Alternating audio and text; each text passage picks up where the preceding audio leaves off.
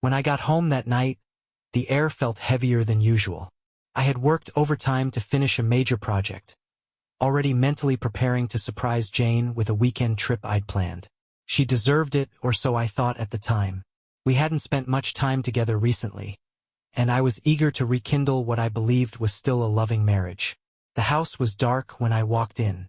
The faint smell of her vanilla-scented candle lingered in the air, but no light greeted me, no warm smile, no cheerful voice. It was unusual, but I dismissed it as her working late or heading to bed early. She'd been doing that a lot lately, working late. She'd even joked a week ago that her boss practically owned her after 6 p.m. It annoyed me, but I kept reminding myself it was temporary. She was dedicated to her career, and I respected that. As I placed my keys on the counter, I noticed something odd. Her purse was still on the chair by the kitchen, the one she always took to work. Confusion prickled at the edges of my mind, but I shook it off and decided to head to the bedroom. The walk down the hallway felt endless. Every step echoed in the silence. Something gnawed at my stomach, a tension I couldn't quite explain. I pushed open the door, and the world as I knew it shattered into pieces. They were there, on my bed. Her hair spilled across the pillow I had bought for her last Christmas, and her bare skin was pressed against another man's. He was sprawled beside her, his muscular frame stretched out on sheets I'd shared with her for years. For a moment, my brain refused to process what my eyes were seeing. It felt like I'd walked into a stranger's nightmare. Jane gasped and scrambled for the blanket, pulling it up to cover herself. Her lover sat bolt upright, his face frozen in shock. For a second, we all just stared at one another, as though the fabric of time had unraveled. Then it hit me, this wasn't a mistake. This wasn't something I could rationalize away. This was betrayal, naked and raw, staring me in the face. What the hell is this? My voice cracked, heavy with disbelief. Jane stammered, her lips trembling. It's not what it looks like. Not what it looks like. A bitter laugh clawed its way up my throat, but I swallowed it down. Not what it looks like. Really, Jane? Are you seriously going to insult my intelligence right now? The man, tall, smug, and distinctly shirtless, began to mumble something about it being a misunderstanding. I cut him off before he could finish. Get out, I growled, my voice trembling with barely contained rage. Now. He hesitated, his eyes darting to Jane for support. But she just sat there, her face pale, her hands clutching the blanket like it was a lifeline. I said, "Get the hell out of my house," I shouted, and that time he moved. Grabbing his clothes in a clumsy rush, he slinked out of the room. I heard the distant slam of the front door, but it barely registered. All I could focus on was Jane, sitting there like a statue carved from guilt. "How long?" I asked, my voice low but venomous. "How long has this been going on?" She looked away, tears spilling down her cheeks. "It's not. Don't you dare say it's not what it looks like," I snapped. "Just tell me the truth for once. How long?" She whispered something I couldn't hear, and my anger flared hotter. "Speak up, Jane."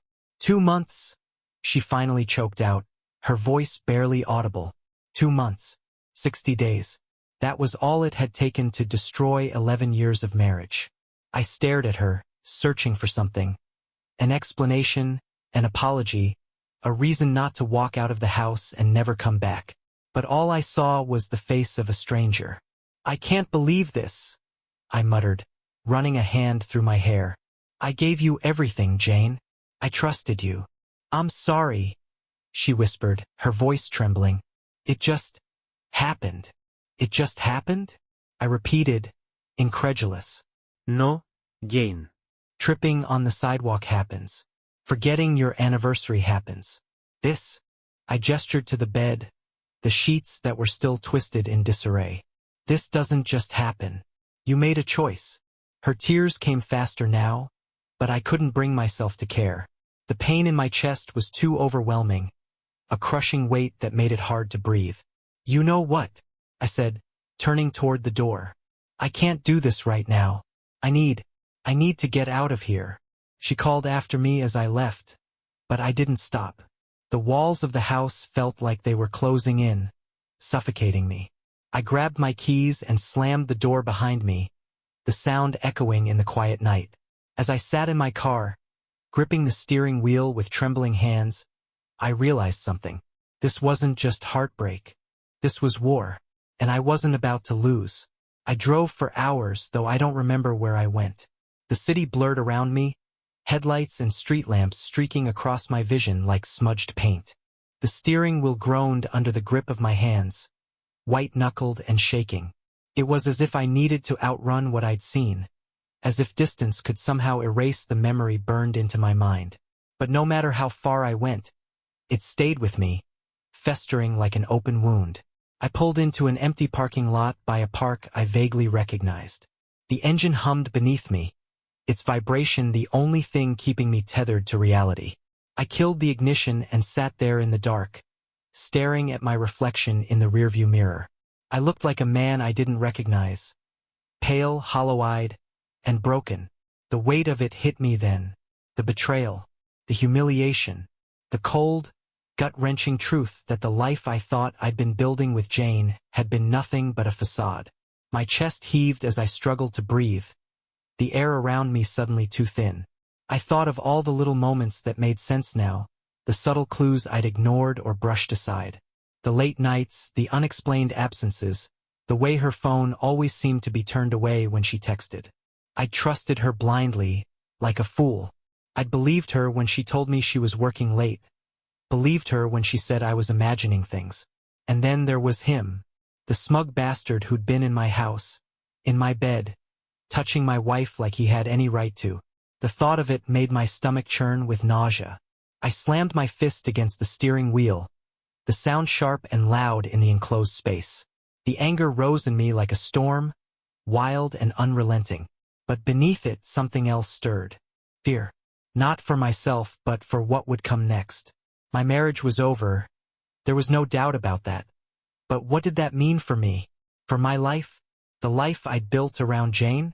I opened the glove compartment and pulled out the folded sheet of paper I'd tucked there earlier. The itinerary for the weekend trip I'd planned to surprise her with. A cabin in the mountains, secluded and cozy. The perfect place to reconnect. I'd imagined us sitting by the fire, laughing, talking, maybe even healing whatever rift had been growing between us. I tore the paper into shreds, scattering them across the passenger seat. How could I have been so blind? So naive? My phone buzzed in my pocket, and I hesitated before pulling it out. Unsurprisingly, it was Jane. A dozen missed calls and messages glared at me from the screen. I swiped through them, each one more desperate than the last. Please come back. Let me explain. It's not what you think. I love you. Please, we can fix this. Fix this? My lips curled into a bitter smile. How did she think this could be fixed? There were some things that couldn't be undone, some wounds that wouldn't heal. My thumb hovered over the screen, tempted to call her back, to scream at her, demand answers. But what good would it do? What could she possibly say that would make this better? I dropped the phone onto the seat and stared out the windshield, my mind spinning with thoughts I couldn't untangle. Somewhere in the back of my mind, a plan began to take shape. It was vague, half-formed, but it was there. Couldn't let this go. I couldn't just walk away and let them think they'd gotten away with it. I didn't know what I was going to do yet, but one thing was certain. I wasn't going to be the victim. Not this time. The first rays of sunlight began to creep over the horizon, casting a pale glow across the empty parking lot. I'd been sitting there all night, lost in my thoughts. My body ached from the tension. My eyes burned from lack of sleep. But my mind was clearer than it had been in hours. I started the car and drove home, my hands steady on the wheel now. The anger was still there, simmering beneath the surface, but it was sharper, more focused. I wasn't just angry anymore. I was determined. Jane was still asleep when I walked into the house, her figure curled beneath the blanket as if nothing had happened. For a moment, I just stood there, staring at her. She looked so peaceful, so innocent. But I knew better now. I turned away and headed to the spare bedroom, closing the door behind me. If she thought I was going to roll over and let this slide, She was sorely mistaken. This wasn't the end of the story. It was just the beginning. By the time Jane woke up, I was already in the kitchen, sipping coffee and pretending to scroll through my phone. My body was running on fumes, but the adrenaline coursing through me kept exhaustion at bay. The moment I heard her footsteps padding softly down the hallway, I steeled myself. My performance had to be flawless. She hesitated in the doorway, her disheveled hair framing a face painted with guilt. "Hey!" she said softly, testing the waters. I glanced up from my phone, forcing my expression into something neutral. "Morning." My voice was clipped, but I didn't give her the venom she might have expected. I wasn't ready to confront her. Not yet. "I didn't hear you come back last night," she ventured, her tone uncertain. "Had a lot to think about," I replied, taking another sip of coffee. My eyes met hers briefly, just long enough to let her feel the weight of my disappointment, then returned to the screen. I let the silence hang between us like a noose. She shuffled into the kitchen, wrapping her robe tighter around herself. I think we should talk." "Not now," I said, my tone flat. "I'm not ready for that conversation yet." Her lips parted as if to protest, but she seemed to think better of it. Instead, she nodded and murmured, "Okay," before retreating down the hall. Good. Let her stew in her own guilt for a while. Once she was gone, I set my coffee down and got to work. I couldn't afford to waste time. If I wanted to hit her where it hurt, I needed more than just last night's spectacle. I needed evidence, irrefutable proof of her betrayal. Proof I could use to destroy her legally, socially, and emotionally. I started with her phone. While she was in the shower, I slipped into the bedroom and swiped it off the nightstand. It was locked, of course, but she'd trusted me enough to share her passcode years ago. That trust seemed almost laughable now. The messages were my first target. I scrolled through her conversations, noting the ones that had been deleted. But people like Jane always left breadcrumbs. Her lover, saved in her contacts as Emma, was exactly where I expected him to be. A quick search of their chat history revealed the truth. Flirty texts, suggestive emojis, plans to meet when I was working late. I didn't just stop at the messages. I went through her photos, her email, her social media. Every secret she thought she'd hidden was laid bare in my hands. And the deeper I dug, the angrier I became. They'd been careful, I'd give them that. Most of their communication was vague, coded even. But coded messages can still tell a story, and the story I pieced together was one of months-long deceit. I found pictures of him. Pictures she'd taken, no doubt, when they thought they were safe. A shirtless selfie in what looked like a gym locker room. A candid shot of him laughing over drinks. My hands shook as I copied everything onto my laptop. Every text, every image, every damning detail. By the time I was done, the folder labeled evidence was bursting at the seams. When Jane left for work later that morning, I decided it was time to take things a step further. She thought she was clever, thought she could outsmart me, but she'd underestimated how far I was willing to go. I ordered a set of discreet cameras online, one small enough to hide around the house without drawing attention. They'd arrive in 2 days. In the meantime, I focused on tracking her movements. Her car's GPS history was easy enough to access, and it told me everything I needed to know. Late-night trips to places that weren't her office, stops at a residential address I didn't recognize. I looked it up. It was a small, upscale apartment complex on the other side of town. His place, no doubt. I followed her that evening, keeping a safe distance as she drove to Emma's. My heart pounded as I watched her pull into the parking lot, her silhouette illuminated by the car's interior light as she checked her reflection in the mirror. She looked excited, nervous even. I parked a few blocks away and waited. 30 minutes, an hour, 2 hours. When she finally emerged, her hair slightly mussed and her expression dazed, it confirmed everything I already knew. That night, as I sat in the darkness of the spare bedroom, my plan began to crystallize. It wasn't enough to catch her in the act. I needed to orchestrate her downfall carefully, methodically. She thought she could waltz back into my life, play the remorseful wife, and leave unscathed. She thought wrong. This wasn't just about ending the marriage anymore. This was about justice, the kind you don't find in courtrooms or counseling sessions. The kind that burns. I glanced at the clock. Midnight. Jane was fast asleep in the room down the hall, blissfully unaware of the storm brewing around her. "Enjoy it while you can," I whispered to the empty room. "Because when I'm done, you won't have anything left." The cameras arrived in an unmarked brown box on a dreary Wednesday morning. By then, I was a machine, my emotions compressed into a singular drive for justice. My anger, heartbreak, and humiliation weren't buried, but they were shelved, set aside for later. There'd be time to grieve once the trap was set. Once I had everything I needed to ensure Jane and her lover couldn't crawl away unscathed. The equipment was sleek and discreet, much smaller than I'd anticipated. Tiny black cubes, no bigger than a matchbox, each capable of streaming live footage directly to my laptop or phone. They were motion-activated and came with night vision, which made my pulse quicken. I wasn't just hoping to catch them. I was prepared to see every detail. Over the next few hours, I installed the cameras with surgical precision. One in the bedroom, angled perfectly to catch anyone on the bed. One in the living room, hidden in the shadow of a wall-mounted clock. Another in the kitchen, propped high behind the clutter of cookbooks we never used. It was an invasion of privacy, perhaps, but in my mind, that privacy had already been desecrated. My home wasn't a sanctuary anymore. It was a crime scene. When Jane returned home that evening, I acted as if nothing was amiss. I greeted her with a distracted nod, feigning exhaustion. She hovered near the doorway for a moment, as if unsure whether to speak. Eventually, she muttered something about dinner and disappeared into the kitchen. I let her go, let her stew in the silence of my indifference. It was all part of the game. She couldn't suspect a thing.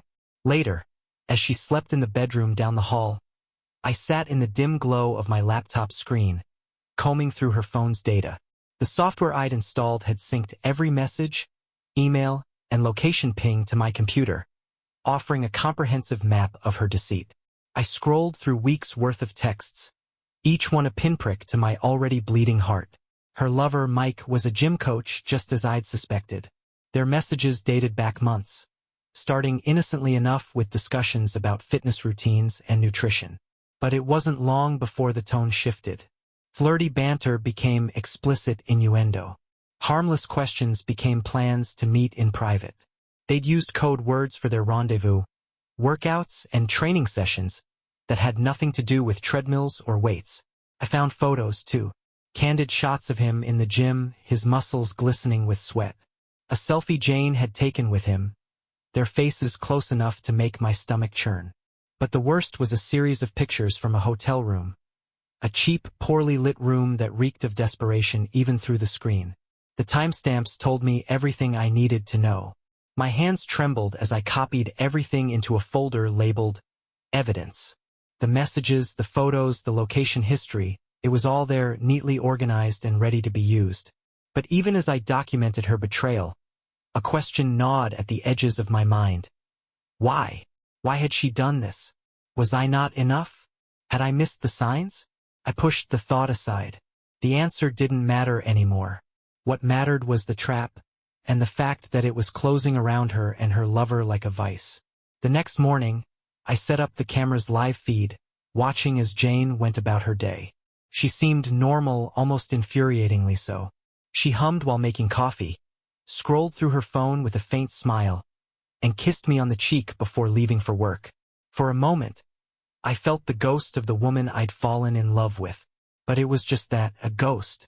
The real Jane had been lost months ago. By the time she left, I was already in action.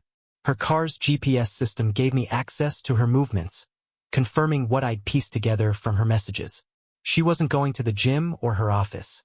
She was heading to Mike's apartment, a nondescript building in a quiet neighborhood. I followed her that afternoon, parking 2 blocks away and watching as she greeted him with a smile that cut through me like a blade. I sat in the car for hours, my stomach churning as I thought about what was happening behind closed doors. But this wasn't the time for confrontation. I needed more than suspicion. I needed certainty. A few days later, I found my opportunity. Jane had mentioned working late. A typical excuse, one I'd heard 100 times before. But her messages told a different story. She and Mike had planned another tryst, this time at my house. She thought I'd be working late, thanks to a carefully planted story about an important deadline. It was perfect. That evening, I kissed her on the cheek as I left, just as I always did. "Don't wait up," I told her, smiling faintly. She nodded, her expression unreadable. But as I walked out the door, I could feel her watching me, her gaze heavy with the weight of her secrets. I parked my car a few blocks away and waited, the live feed from the cameras open on my phone. Jane was in the kitchen, pouring a glass of wine. She checked her phone, smiling slightly, and my jaw clenched. The minutes dragged on like hours until, finally, there was a knock at the door. She opened it quickly, her face lighting up in a way I hadn't seen in months. They embraced, and he stepped inside, his hand brushing hers as they made their way to the living room. Their voices were low, their laughter soft. It was like watching a twisted parody of intimacy, one that had no place in my home. They didn't stay in the living room for long. Soon they were heading down the hall, toward the bedroom, toward my bed. I waited a few minutes, my heart pounding, then stepped out of the car. The night was cool and quiet, the kind of silence that makes you hyper-aware of every breath, every movement. My footsteps felt deafening as I approached the house. I unlocked the door as quietly as I could and slipped inside. The faint sound of laughter and murmured words guided me down the hallway. I stopped in front of the bedroom door, my hand hovering over the handle. My pulse thundered in my ears. I pushed the door open. The scene inside was exactly what I'd expected. Jane and Mike froze, their faces etched with shock and fear. Jane scrambled to cover herself, her mouth moving soundlessly. Mike stared at me wide-eyed, his bravado crumbling under the weight of my glare. "What the hell is this?" I demanded, my voice low and deadly. The silence in the room was deafening. Jane sat frozen on the bed, her wide, tear-filled eyes darting between me and Mike. Her lover, half-dressed and visibly rattled, took a step back, his hands raised in mock surrender. My body felt like it was vibrating, every muscle tense to its breaking point. "What the hell is this?" I repeated, my voice slicing through the air like a knife. "Look, man, Mike started, but I didn't let him finish. "Don't speak." My words came out like a growl, the rage bubbling just beneath my calm exterior. I wasn't ready to explode, not yet. I had to stay in control. "You have 5 seconds to get out of my house before I decide to throw you out myself." Mike hesitated, glancing at Jane as if she might save him. But Jane didn't move. She was too busy clutching the blanket to her chest, trembling like a cornered animal. "4," I said, taking a deliberate step forward. He scrambled for his clothes, tripping over himself in his haste.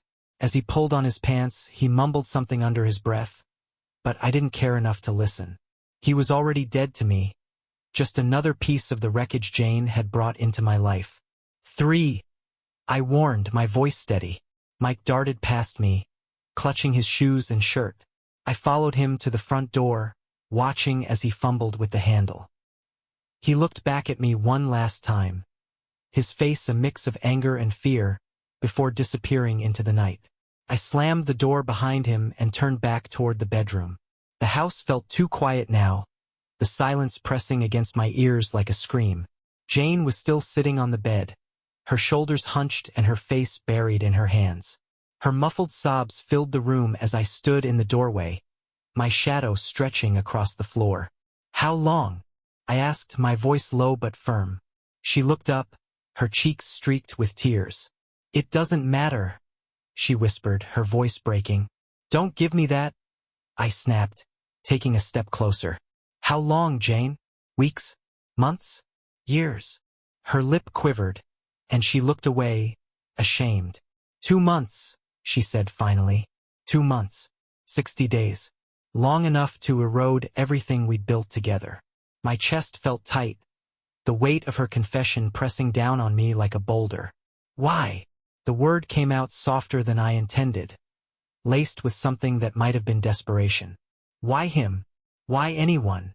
She shook her head, her tears falling faster now. I don't know, she said, her voice barely audible. It just happened. It just happened? I repeated, incredulous. No, Jane. You don't just trip and fall into someone else's bed.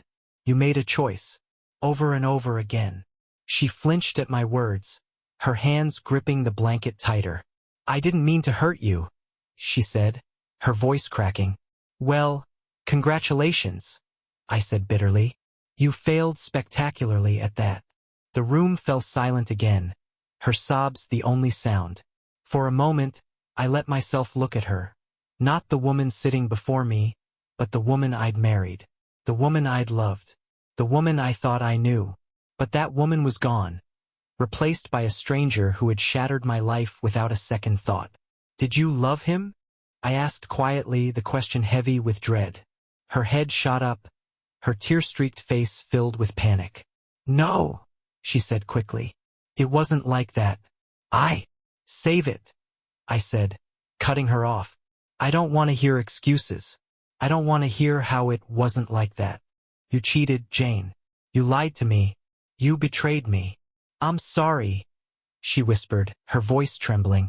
I wasn't thinking. You just what? I snapped, my voice rising. Got bored? Decided I wasn't good enough anymore. She shook her head, her tears coming in waves now. I made a mistake, she said, her voice breaking. I know I screwed up, but please, we can fix this. We can. No, I said firmly, my voice cold. We can't. There's nothing to fix, Jane. You destroyed it. She stared at me, her eyes wide with desperation. Don't say that, she pleaded. Please. I love you. I still love you. I let out a bitter laugh, the sound harsh in the quiet room. You don't love me, I said, shaking my head. If you loved me, you wouldn't have done this. You wouldn't have brought him into our house, into our bed. I was stupid, she said, her voice frantic. I wasn't thinking. Please, just give me a chance to make it right. You had your chance, I said, my voice steady. You had 11 years of chances, and you threw them away for him. She opened her mouth to argue, but I held up a hand to stop her. I'm done, Jane. I'm done with the lies, the excuses, all of it. Her sobs grew louder as I turned and walked out of the room, leaving her to drown in the mess she'd made. The house was suffocating. Every room, every piece of furniture, every picture on the wall felt tainted now. I couldn't look at the bed without seeing them.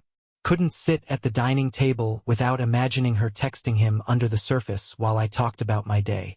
It wasn't just my trust that was broken.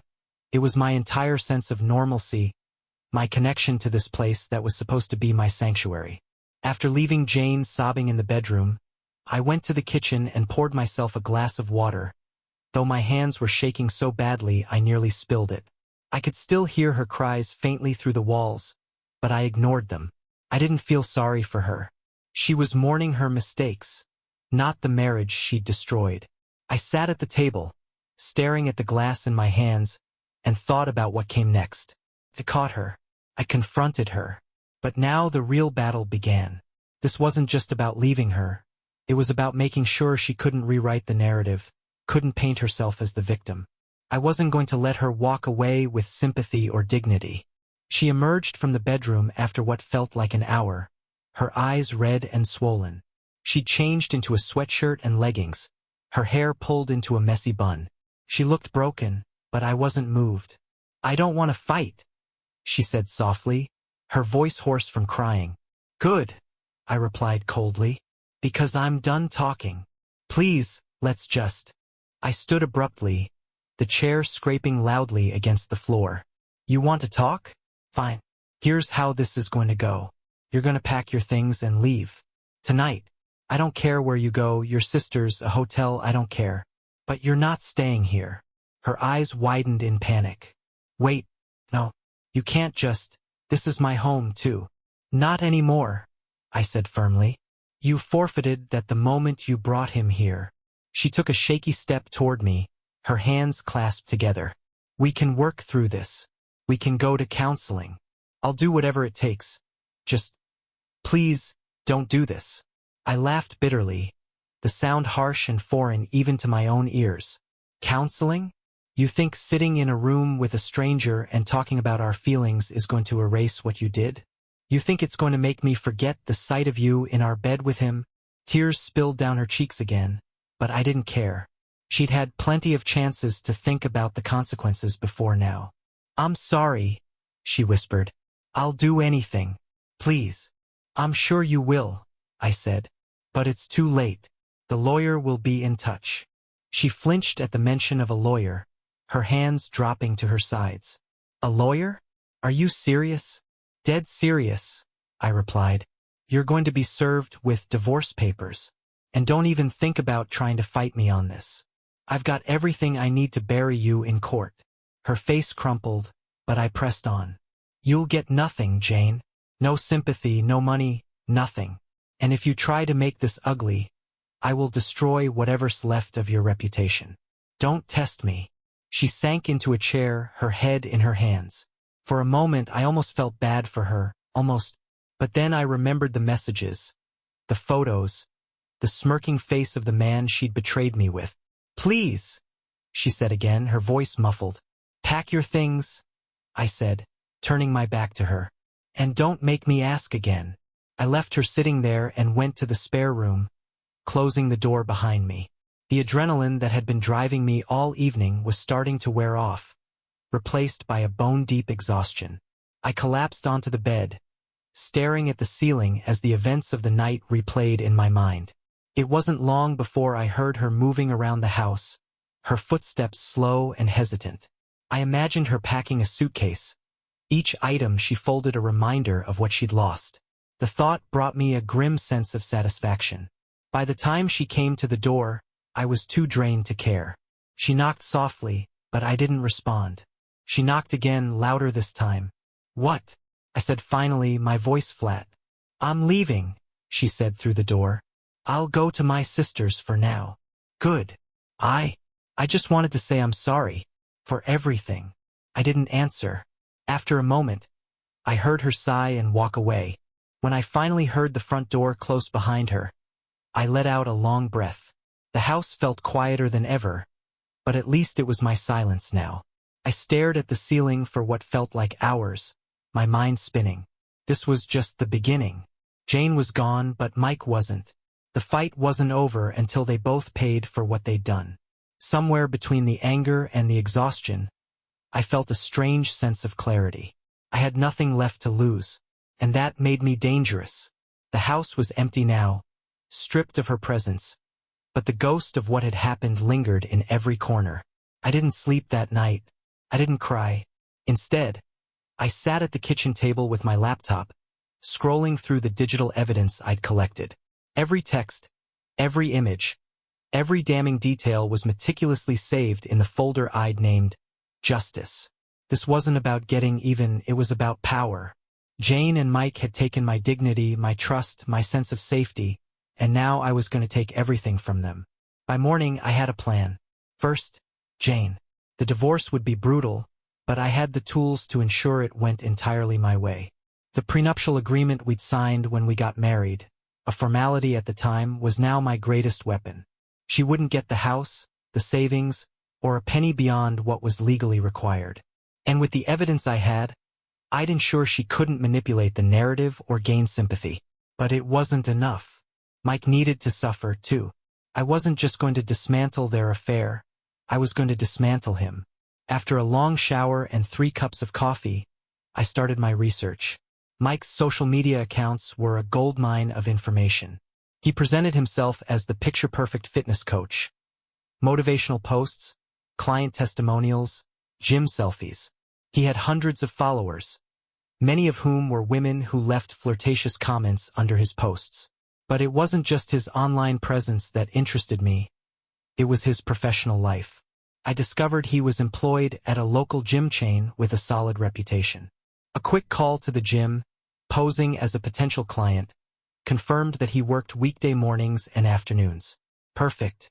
I spent the rest of the day compiling a detailed report, combining my screenshots of his messages with Jane, the photos of him at her apartment, and the footage from my hidden cameras.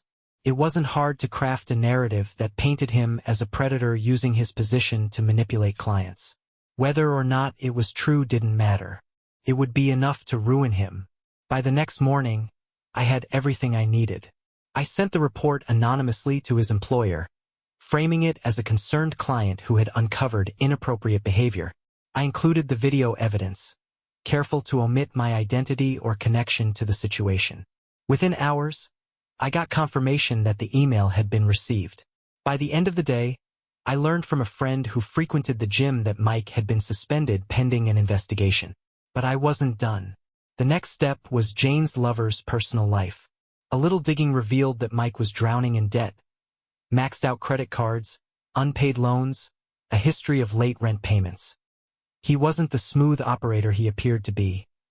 He was a ticking time bomb, financially and emotionally unstable. I considered exposing his financial mess to his gym's management, but that would have been overkill. The job suspension was enough to destabilize him for now. The real question was how Jane fit into his life. Were they planning a future together, or had their fling already begun to sour? My answer came in the form of a text from Jane later that night. "Please, can we talk? I just want to explain." I didn't reply. Her desperation was palpable, but I wasn't about to let her pull me into a sob story. The next day I called my lawyer. I laid everything out for him, the infidelity, the evidence, the prenuptial agreement. He was sharp, efficient, and completely unfazed by the mess I dumped in his lap. By the end of our meeting, he assured me that Jane would walk away with nothing but her personal belongings. "She might try to fight it," he warned, "but with the evidence you've provided, she won't have much of a case. Infidelity doesn't sit well with judges in this state." Good. By the end of the week, I had taken the first steps to dismantle both their lives. Jane was served with divorce papers, and her reaction was everything I'd anticipated. She called me, her voice trembling. "Are you serious about this? You're really going to throw away everything we've built?" I laughed bitterly. "You threw it away, Jane. I'm just finishing what you started." She tried to argue, to plead, but I cut her off. "You're going to sign the papers, and you're going to walk away with nothing. If you try to fight me, I'll make sure everyone knows exactly what you did." Her silence told me she understood the gravity of my words. But the satisfaction I felt was short-lived. There was still work to be done. Mike had taken a hit, but he wasn't finished. I needed to ensure that when the dust settled, he'd have nothing left. Not his job, not his reputation, not even the illusion of happiness with Jane. That evening, I sat in the spare room that had become my sanctuary, staring at the digital evidence on my laptop. The pieces were all in place, but the game wasn't over yet. Jane and Mike had taken everything from me, but I wasn't just going to take it back. I was going to burn the ground they stood on. The thought brought a grim smile to my face. "Enjoy it while it lasts," I muttered to myself, "because this is only the beginning." The truth had a way of slipping into the cracks, and I intended to widen those cracks until Jane and Mike's lives crumbled entirely. Ruining them in private wasn't enough. I wanted their betrayal to live in the open, to fester where their social circles and professional lives could see it. They thought they could hurt me and keep their dirty secret buried. Not on my watch. I started with Jane's inner circle. Her family adored her.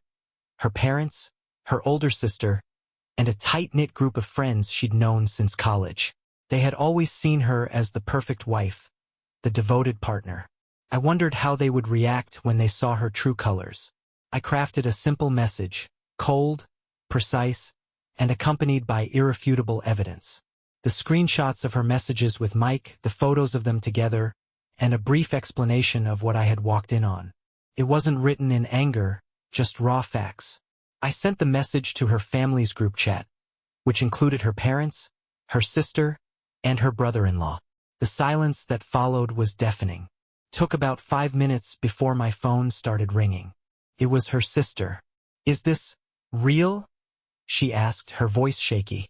"Every word," I said, my tone flat. I wish it wasn't. But here we are. Her sister let out a long sigh, a mix of disbelief and anger. I can't believe she'd do this. To you. To us. Does Mom know yet? I sent it to everyone, I said simply. A long pause hung between us. What are you going to do? She's already out of the house, I replied. The divorce is in motion. I'm done being the fool, Lisa. Lisa didn't argue.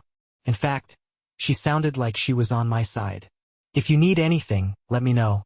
I don't condone what she did. None of us will. Good. That was step 1. Step 2 was Jane's friends. She had a close-knit group of women she met regularly for brunch, yoga sessions, and the occasional weekend getaway. They loved sharing their perfect lives on social media, tagging one another in curated photos of mimosas and beach vacations. I knew exactly how to strike. I uploaded an anonymous post on a local community page, one that many of Jane's friends frequented. The post detailed the affair in vague but pointed terms. Ever wonder what happens when a devoted wife cheats with a gym trainer? Some people aren't what they seem. Details to come. I attached one blurry photo of Jane and Mike kissing near his apartment, ensuring their faces were just recognizable enough for anyone close to her to identify. I didn't use names. I didn't need to. The post gained traction almost immediately. Comments rolled in, speculating, questioning, and dissecting the details. It didn't take long for one of Jane's friends to text her directly, asking, "Is this about you?" She called me an hour later, her voice frantic. "You're spreading lies about me now?" she snapped, her anger barely masking her fear. "Lies," I said coolly. "Everything I've shared is true, Jane. Don't act like the victim here. You're ruining my life," she screamed. "No, Jane," I said, my tone hardening. "You ruined your own life. I'm just making sure everyone knows the truth." She hung up on me, but I wasn't finished. Step 3 was Mike's professional network. The gym where he worked had already suspended him after the report I'd sent. But I wanted more. I posted the same evidence package, this time under another anonymous account, on a fitness forum where his gym often promoted its trainers. The post was clinical, detailing Mike's inappropriate relationships with clients, embellished only slightly, and questioning the gym's ethics for hiring someone like him. I sent the link to his employer, pretending to be a concerned member of the public. Within a day, the post was flooded with comments condemning Mike's behavior, and his gym issued a public statement confirming that they had terminated his employment. Step 4 was his social life. Mike had a girlfriend before Jane, something I learned through his Instagram profile, where remnants of their relationship were still visible in old posts. A little more digging revealed that she had a private account, but her bio included a single link, her email. I drafted a message and sent her the evidence. The subject line read, "You deserve to know the truth." By the time the weekend rolled around, Mike's world was collapsing as rapidly as Jane's. The final step in my plan was the public exposure. Using a throwaway email address, I submitted a detailed account of the affair to a popular local blog known for its scandalous exposés. The blog thrived on anonymous tips, and I knew they wouldn't pass up a story like this. 2 days later, they published an article titled, "Love, Lies, and Gym Sessions: A Scandal in Suburbia." The piece was a wildfire, spreading across social media like a bad rumor at a high school reunion. Jane and Mike's names weren't mentioned directly, but the descriptions were specific enough that anyone who knew them could connect the dots. Jane called me again, her voice cracking with despair. "Why are you doing this?" "Because you deserve it," I said simply. "You've destroyed me." No, Irraplia. "You destroyed yourself. I'm just helping you face the consequences." She sobbed on the other end, but I felt nothing. The woman I had loved was gone, replaced by a stranger who had betrayed me without a second thought. The fallout was complete. Their social circles were in shambles, their reputations irreparably damaged. They had taken everything from me, but now they had nothing left to take. For the first time in weeks, I felt a flicker of peace. With the public fallout in full swing, I turned my focus to the final phase of dismantling Jane's life, the legal battle. While the social exposure had been cathartic, The courtroom was where I intended to deliver the final blow. This wasn't just about winning the divorce. It was about ensuring that she walked away with nothing while I emerged unscathed. The lawyer I'd hired, a seasoned professional named Derek, was as ruthless as I needed him to be. When I sat in his office to finalize our strategy, he laid everything out with meticulous precision. "With the evidence you've provided, this is as airtight as it gets," Derek said, shuffling through the files I'd given him. "The prenuptial agreement is your safety net. But with these photos, videos, and messages, we'll make sure she doesn't even get a thread of alimony." "She'll try to fight it," I said, leaning back in my chair. "Let her try," Derek replied with a thin smile. "Infidelity doesn't play well in this state, especially when there's clear evidence. Judges don't have much patience for cheaters." That was exactly what I wanted to hear. A week later, Jane was formally served with the divorce papers. According to Derek, her initial reaction was predictable. She'd called her own lawyer, a less-than-impressive name I recognized from local ads, and tried to argue that the terms were unfair. She wanted the house, a portion of our savings, and spousal support. But Derek shut that down quickly. At our first hearing, he presented the prenuptial agreement, which was ironclad. It outlined, in no uncertain terms, that the house and any assets I'd acquired before the marriage were mine and mine alone. He then unveiled the evidence of her affair, carefully curated to leave no room for ambiguity. The judge's reaction was as gratifying as I'd hoped. He didn't even bother to hide his disdain as Derek laid out the timeline of Jane's betrayal. The texts, the photos, the footage from the cameras, it was all there, painting a vivid picture of her deceit. Jane sat across the room, her face pale and her hands clasped tightly in her lap. She wouldn't meet my gaze. Her lawyer stammered out some half-hearted defense about how the affair didn't define her contributions to the marriage, but it was obvious she was grasping at straws. The judge didn't buy it. "I've seen enough," he said, his tone clipped. "This marriage is clearly irreparable, and the evidence speaks for itself. The prenuptial agreement will be enforced as written. Mrs. Jane's last name, you will not receive spousal support or any claim to the marital home or premarital assets." Jane's head snapped up, her eyes wide with disbelief. "But, enough," the judge said, silencing her with a look. "You've made your choices, and these are the consequences." For the first time since this nightmare began, I felt like I was winning. The financial fallout for Jane was immediate. She moved in with her sister temporarily, but I knew that arrangement wouldn't last. Her sister, Lisa, had been sympathetic to me from the beginning. We'd even spoken briefly after the hearing, and she confessed that she was furious with Jane for betraying me. "She's not the person I thought she was," Lisa admitted. "I'm not sure I can forgive her for this." It was a small comfort, knowing that Jane's support system was crumbling alongside her marriage. Meanwhile, I worked with Derek to ensure that the divorce settlement protected everything I cared about, primarily my retirement savings and investments. Jane had no claim to any of it, thanks to the prenup. She'd been reckless, never thinking that her betrayal would lead to her own financial ruin. The legal battle wasn't the only way I made her pay. After the court ruling, I filed a complaint with her employer, outlining how her unprofessional behavior had jeopardized her position as a project manager. It was a calculated move. I knew her company valued its reputation, and the last thing they wanted was a scandal tied to one of their employees. A week later, Jane was placed on unpaid leave pending an internal review. When I heard the news, I almost felt sorry for her. Almost. But then I remembered the nights I'd spent staring at the ceiling, replaying the betrayal over and over in my mind. Any pity I felt was drowned out by the satisfaction of watching her lose everything. The fallout extended to Mike, too. The gym fired him outright, and I learned through mutual acquaintances that he'd been blacklisted from several fitness chains in the area. He'd lost his income, his reputation, and, according to Lisa, his relationship with Jane. "They're not together anymore," Lisa told me during one of our conversations. "I think she realized he's not worth it." Good. That was the cherry on top. By the time the divorce was finalized, I was free, truly free. The house was mine again. The toxic presence of Jane and her affair wiped clean from my life. Derek called me after the final ruling to congratulate me. "You got everything you wanted," he said. "How does it feel?" I paused, staring out the window at the empty street. The storm was over, but the scars remained. "Better," I said finally. "Not perfect, but better." He chuckled. "Take the win. You earned it." And I did. Mike had lost his job, his standing in the local gym community, and, most deliciously, Jane. But I wasn't done. Not yet.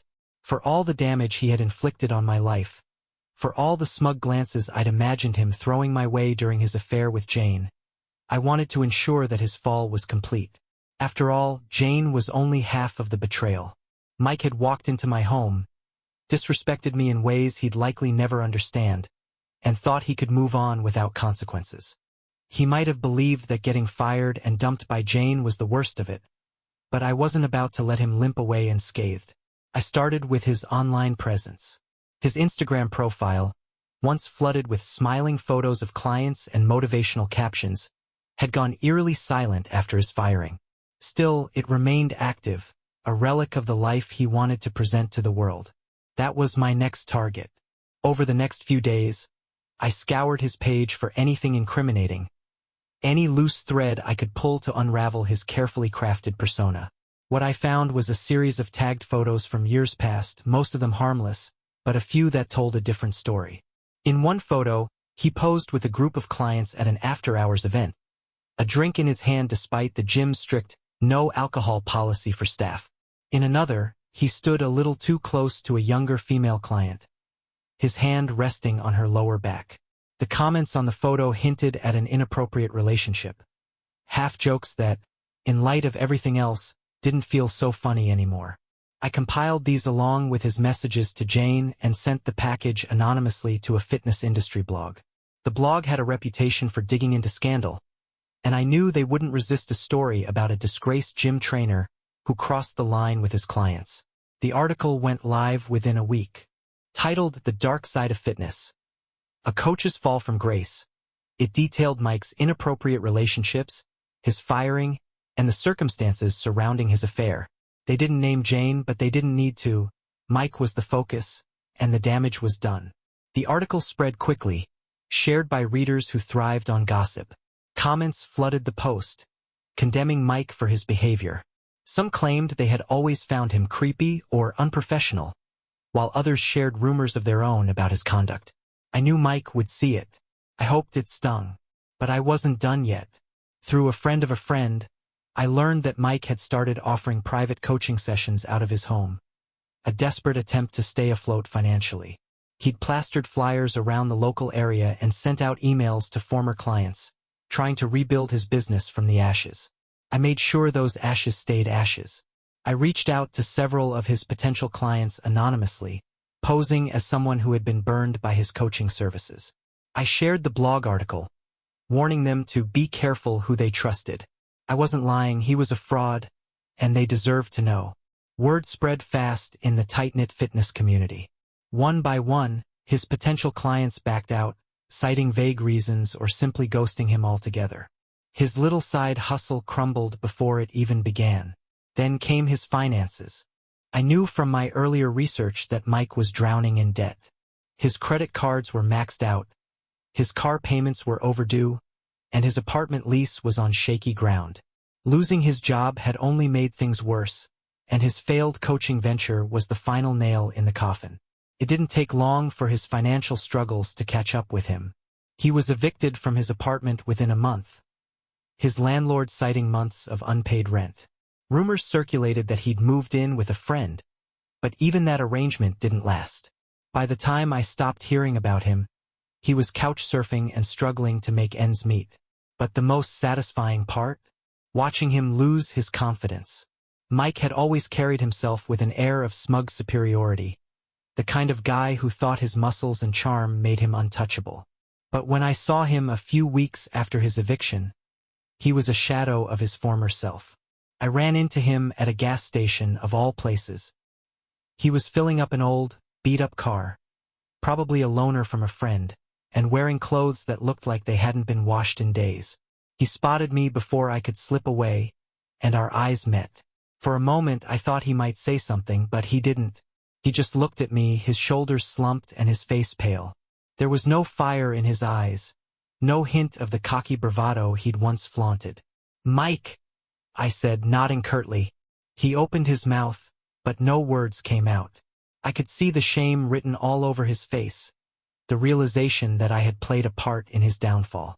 "Take care," I added, my voice cold but calm. Then I walked away, leaving him standing there like the empty shell of a man he'd become.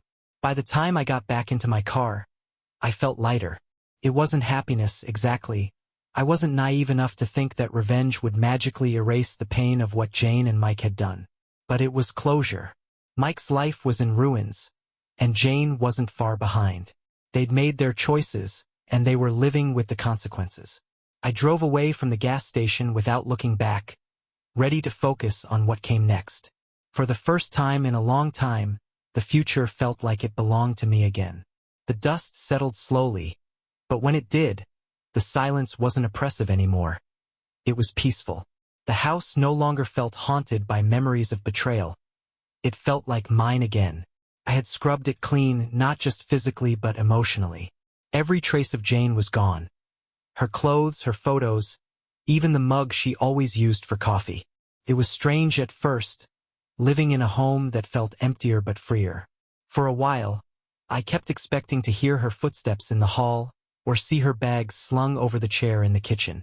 But as weeks turned into months, the absence stopped feeling like a void and started feeling like an opportunity.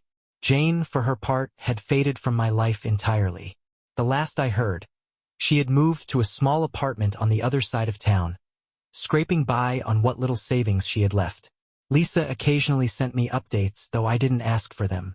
"She's not doing great," Lisa had said during one of our conversations. "She misses you. She knows she messed up." "That's not my problem anymore," I replied. And it wasn't. I'd let go of the bitterness, the anger.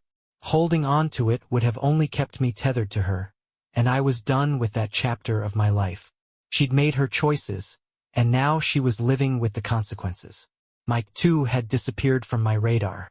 The last time I'd seen him was at the gas station, and I doubted I'd ever see him again. He'd lost everything. His job, his reputation, his future. I didn't feel sorry for him. He'd played a stupid game and won the worst prize of all. There was something poetic about it, really. The two of them had tried to build something out of deceit, only to watch it crumble into nothing. As for me, I was rebuilding. Slowly but surely, I was learning to live for myself again. I started with small steps. The spare room, which had been my retreat in the aftermath of the confrontation, became my project. I repainted the walls, replaced the old furniture, and turned it into a space that felt entirely mine. I even bought a new bed for the master bedroom, one that didn't carry the weight of memories I wanted to leave behind. The house felt brighter, lighter, felt like home again. I threw myself into my work, too, taking on new projects and challenges that distracted me from the lingering pain. My colleagues noticed the change in me. Some asked if I was okay, while others simply offered quiet support. I didn't tell them everything, but their presence reminded me that I wasn't alone. But the biggest change came when I started reconnecting with people I'd lost touch with over the years. Old friends, family members, even a few colleagues I'd always meant to spend more time with. For years, I'd prioritized my marriage above everything else, letting relationships fade into the background. Now, I realized how much I'd been missing. It was during one of these reconnections, a dinner with an old college friend, that I met someone new. Her name was Rachel, and she was refreshing. She wasn't like Jane. Where Jane had been polished and practiced, Rachel was warm and genuine. She laughed easily, spoke with a quiet confidence, and listened in a way that made me feel seen. We started as friends, meeting for coffee or walks in the park. I told her bits and pieces about my past, though I didn't want to overwhelm her with the whole story just yet. She was patient, understanding, and never pushed me to share more than I was ready for. It wasn't long before those casual meetings turned into something more. A dinner here, a movie there. The spark was undeniable, but it wasn't rushed. For the first time in a long time, I felt like I could breathe again. One night, as we sat on a park bench watching the sun dip below the horizon. Rachel turned to me and asked, "Do you ever think about what happened with her?" "Sometimes," I admitted, staring at the fading light. "But not the way I used to. It doesn't hurt as much anymore. It just feels like a lesson now." "A lesson in what?" "In what not to settle for," I said, glancing at her with a small smile. Rachel smiled back, her eyes warm. "You deserve better, you know."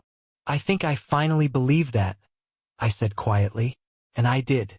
The road to closure hadn't been easy, but it had been worth it.